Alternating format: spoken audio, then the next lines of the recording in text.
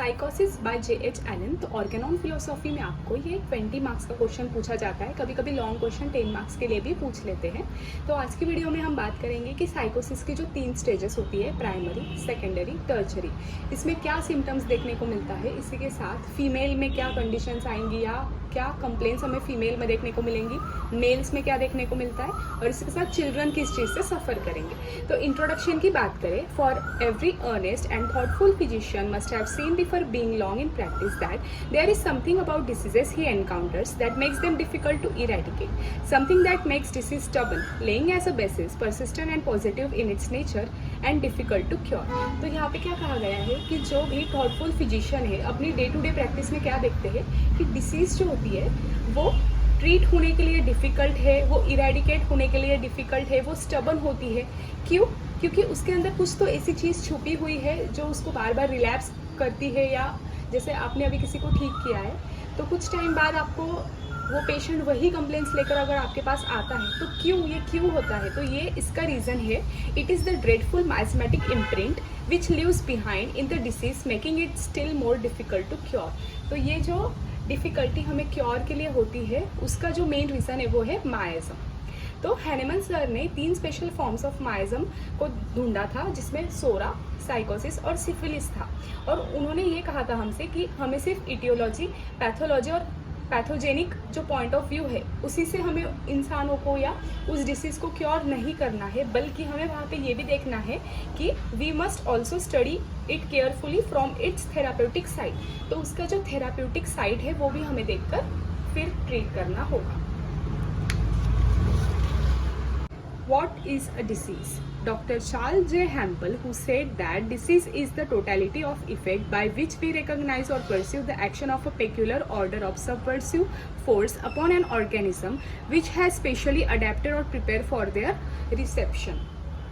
तो उन्होंने क्या कहा, डिसीज़ क्या होता है, ये टोटलिटी ऑफ इफेक्ट्स है जो कि हम परसीव करते हैं या जो हम रिकॉग्नाइज करते हैं किसी सबवर्सिव फोर्स का एक्शन किसी ऑर्गेनिज्म पर, और जो भी साइन सिम्टम इफेक्ट हमें देखने को मिलता है वो डिसीज होता है।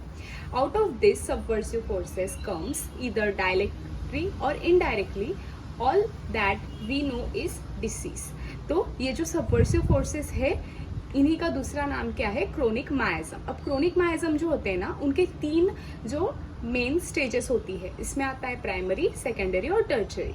अब ये जो माइज़म होता है वो बॉडी में आ गया तो उसकी वजह से क्या होगा, जो लाइफ फोर्स है, जो नॉर्मल लाइफ फोर्स हमारा वाइटल फोर्स होता है वो डिस्टर्ब हो जाता है इसके क्रोनिक माइज़म की एक्शन की वजह से। अब ये क्या करेगा, ना कि सिर्फ हमारी एनाटॉमी मतलब स्ट्रक्चरल चेंजेस और जो हमारी नॉर्मल फिजियोलॉजी मतलब जो फंक्शनल चेंजेस, तो यहाँ पे ये हमारे स्ट्रक्चर और फंक्शनल दोनों चीज़ों में चेंजेस लाता है, या तो वो डायरेक्टली हो सकता है या इनडायरेक्टली। और वहाँ पे क्या ये कॉज कराता है हमें, inflammation, stasis in internal organ, spasm and convergence. तो यहाँ पे हमें ये सारी कंडीशंस देखने को मिल सकती है, और मेन उसमें कौन से 3 आते हैं, सोरा, साइकोसिस और syphilis.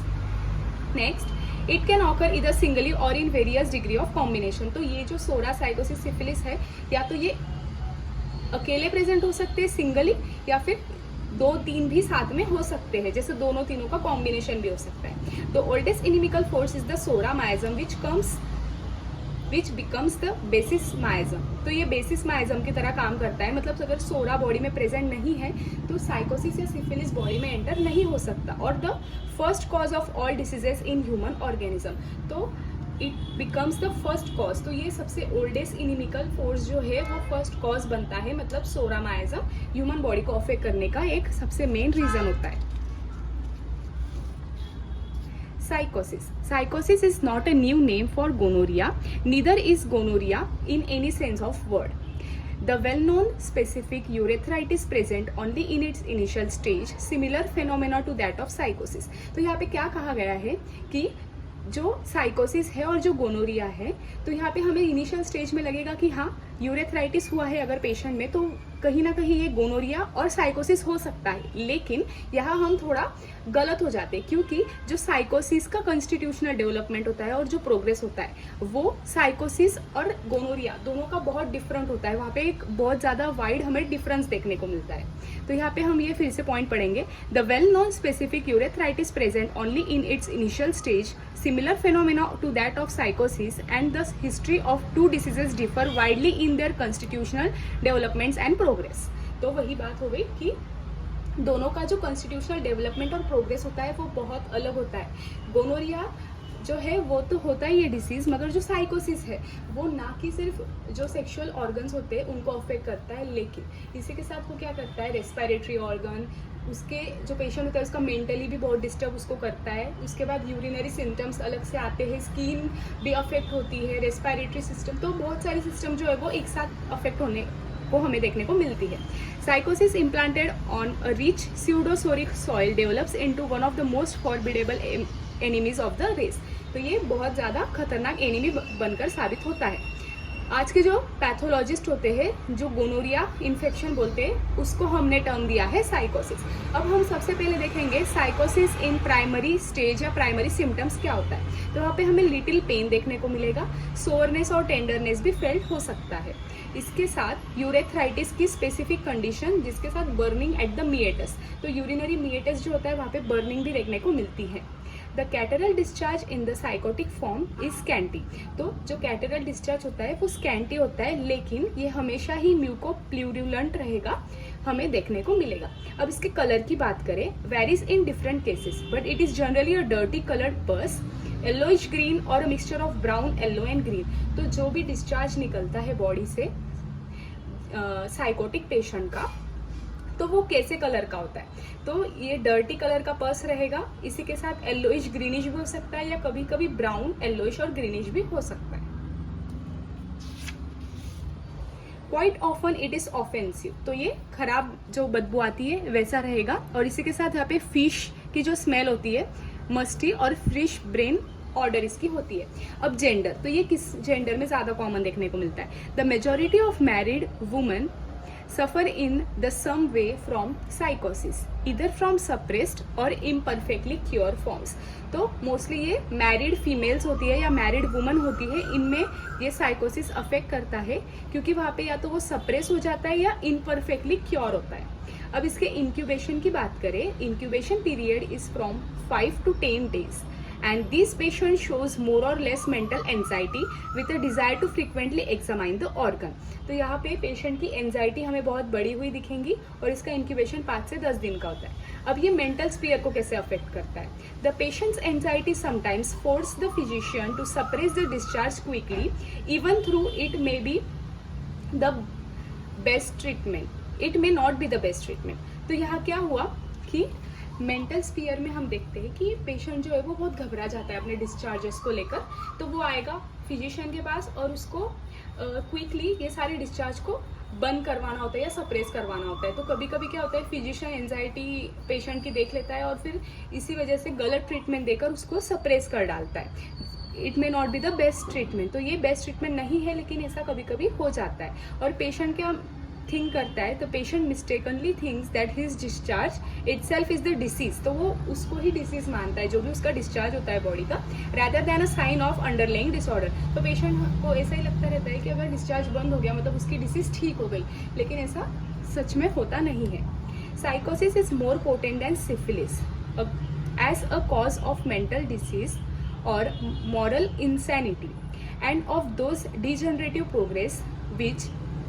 process which forms a basis for much of the criminality of the country। तो क्रिमिनल्स जो होते हैं वो मोस्टली साइकोटिक पेशेंट होते हैं, तो सिफिलिस वालों से ज़्यादा जो क्रिमिनल बनते हैं वो साइकोटिक पेशेंट हमें देखने को मिलते हैं। Sycosis may be said to be the most of venereal of all the venereal diseases as it is seldom contracted in any other form than through sexual way. तो ये भी एक वेनरल डिसीज है, मतलब जो सेक्सुअल ऑर्गन से एक दूसरे को फैलती है। It is a disease of lust, hence the appearance of mental phenomenon in its early history. तो यहाँ पे हमें मेंटल फेनोमेनॉन भी डिस्टर्ब देखने को मिलता है। अब हम देखेंगे सबसे पहले कि चिल्ड्रंस में हमें क्या क्या देखने को मिलेगा। तो चिल्ड्रन में जो बच्चे होते हैं उनमें ऑप्थेल्मिया नियोनेट्रम होने के बाद कोलिक पेन देखने को मिलेगा। इसी के बाद क्या होगा, इंडाइजेशन हो जाएगा, कैटार ऑफ द बॉवेल्स, और फिर लास्ट में हमें राइनाइटिस या स्नफल्स देखने को मिल सकता है। Child twist and scream with pain for hours at times. तो बच्चा जो है वो चीखेगा, चिल्लाएगा, बेड पे ही ट्विस्ट टर्न होते रहेगा पेन की वजह से। अब इसकी मोडेलिटी की बात करें तो ये जो कि मोडेलिटी होती है साइकोटिक पेशेंट्स की, ये कैसे कम होती है? By pressure, bye lying down upon stomach, by being carried about in the arms of nurse, या फिर टेम्पररीली कभी कभी हीट से भी इनको आराम मिल जाता है। लेकिन ये बढ़ता कैसे? हर एक टाइप के खाने से, या इवन अगर वो बच्चा मदर्स मिल्क पीता है तो भी उसको दिक्कत बढ़ जाती है। पेन यूजुअली कम्स इन पैरोक्सिज्म, या वो स्पैज्मोडिक होता है नेचर में, और जो गैस एक्सपेल्ड होता है या जो फ्लैचुलेंस होता है बॉवेल से, वो बहुत ग्रेट फोर्स के साथ में एक्सपेल होता है। अभी डॉक्टर J.H. एलन जो थे, इन्होंने इस चीज को ठीक किया था 2 दवाइयों से, एक थी लाइकोपोडियम और दूसरी थी argentum nitricum. The diarrhoea of this children are usually of greenish. तो ये कैसी होती है? उसका जो डिस्चार्ज होता है बच्चों का वो कैसा होता है? तो ग्रीनिश कलर का होता है, सॉर होता है, स्लीमी होता है, म्यूकस का नेचर होता है, मतलब एकदम ऐसा चिपचिपा रहेगा। Stool of chamomilla, rheum and mag carb are very characteristic of sycosis. तो ये जो कैमोमिला, रियूम और मैक कार्प के जो बेबी होते हैं, इनका जो स्टूल होता है उसका कैरेक्टर बहुत ही साइकोटिक हिसाब से बहुत कैरेक्टरिस्टिक है। Often the child itself will smell sore and no amount of bathing seems to sweeten it। तो कितना भी नहलाने धुलाने के बाद भी जो स्मेल आता है बॉडी का सोर, वो आते ही रहता है। ये एक बहुत ही साइकोटिक पेशेंट का कैरेक्टरिस्टिक सिम्टम्स हमें यहाँ पे देखने को मिलता है। इसी के साथ उसके बॉडी के जो भी बाकी के सारे डिस्चार्जेस होते हैं, जैसे यूरिन, स्टूल या फिर पर्सपायरेशन हो गया, तो इन सब का भी स्मेल वैसा ही होता है। In rhinitis the nose is dry up and has a stuffed of feeling. Quite frequently the child will scream with anger in its attempt to breathe with its mouth closed। तो उसके mouth close होने की वजह से और नाक से उसको एकदम स्टप अप फीलिंग हो जाती है। और ये मोस्टली हमें ये कंडीशन जब हम नर्स करते बच्चे को या फीड करते उस टाइम पे बहुत फ्रिक्वेंटली देखने को मिलता है कि बच्चा बहुत चिड़चिड़ा हो जाता है एंगर में, क्योंकि उसको नाक से भी ज़्यादा सांस नहीं आ रही है और मुंह उसका बंद है क्योंकि हम फीड कर रहे हैं। तो ऐसी दिक्कत वहाँ पे हमें देखने को मिल सकती है। तो डॉक्टर एलन ने क्या किया है? Have sometimes noticed that case of snuffle coming on soon after birth would be followed by a case of purulent ophthalmia।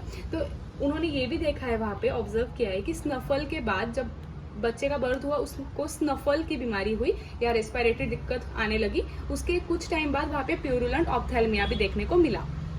अब उन्होंने क्या एडवाइस हमें दी है चिल्ड्रन के केस में?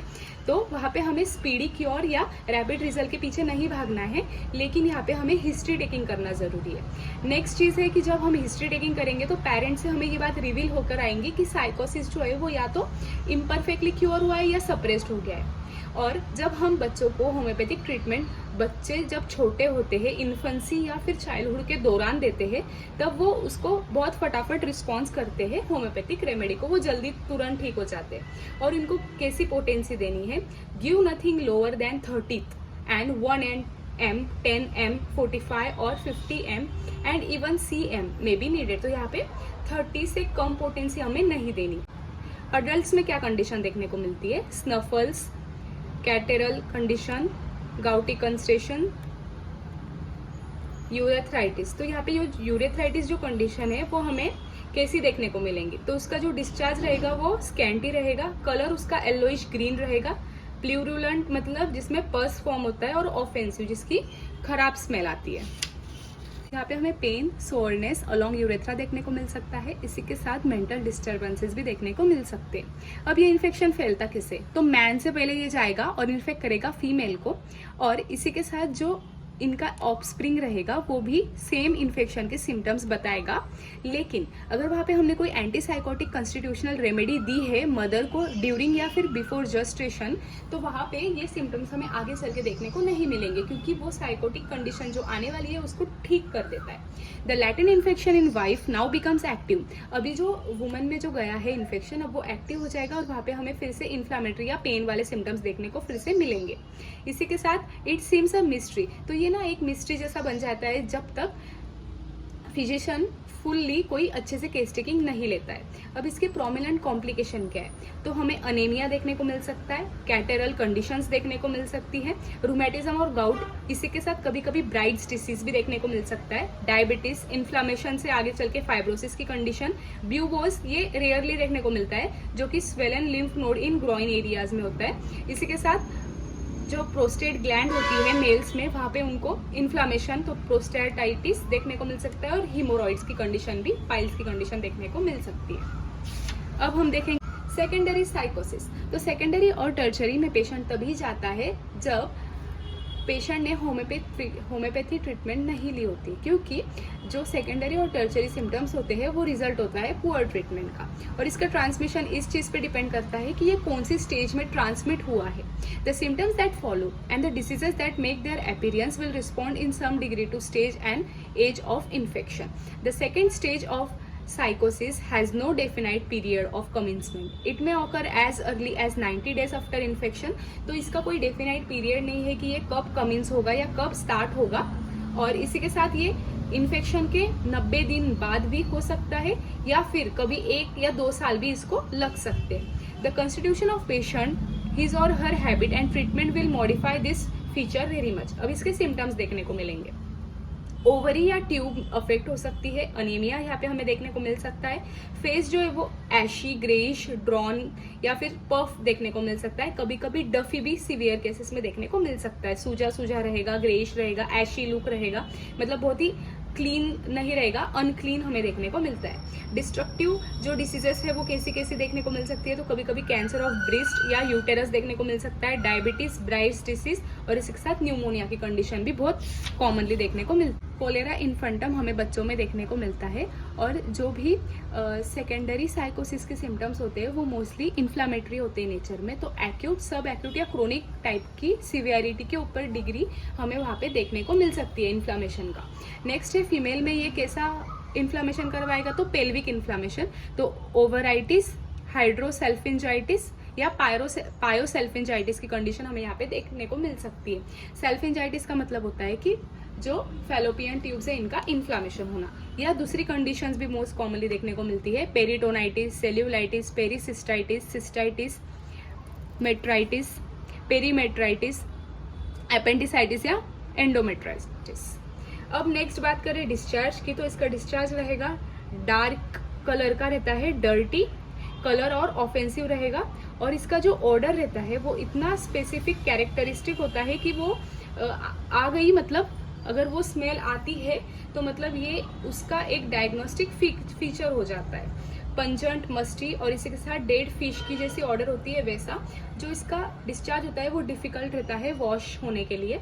इसी के साथ जो पर्सपायरेशन है उसकी अनप्लीजेंट ऑर्डर हमें देखने को मिलती है, और ये कहाँ एक्जिला में, थाई में और एक्सटर्नल जेनाइटेलियास में इसकी स्मेल की ऑर्डर, हमें स्मेल देखने को मिलती है, पर्सपायरेशन का ऑर्डर देखने को मिलता है। यूरिन और फीसेस जहाँ से पास होती है वो स्किन पूरी एक्सकोरिएट हो जाती है। अब स्किन की बात करें तो एरिथेमा बहुत कॉमनली देखने को मिलता है, चैफिंग ऑफ स्किन देखने को मिलती है, ऑफेंसिव इसका डिस्चार्ज होता है, अफेक्टेड जो एरिया है वो ब्लूइश रेड या ब्राउनिश येलो या फिर येलोइश ग्रीन पस से भरा हुआ देखने को मिलेगा, और जो भी पार्ट से चीज़ें बॉडी से बाहर आ रही है, जो भी डिस्चार्ज बाहर आ रहा है, वो सारा पार्ट जो है वो एक्सकोरिएट हो जाएगा। हमने अभी एग्जांपल में यूरिन और फीसेस का देखा था।